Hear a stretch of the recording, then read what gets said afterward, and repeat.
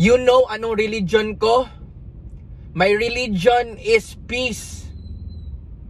So, I think I'm a good example as a content creator na mag-push out ako ng peace, freedom of speech.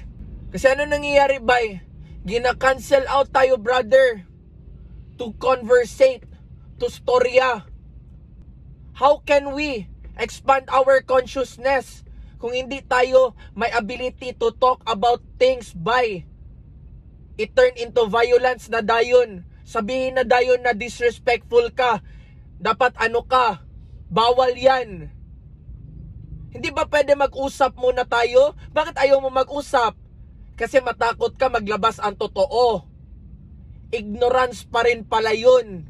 Nagkuha ka ng belief, feeling mo superior ka, pero ngayon ayaw mo makipag-usap sa akin kasi baka matarug ka sa totoong katotohanan.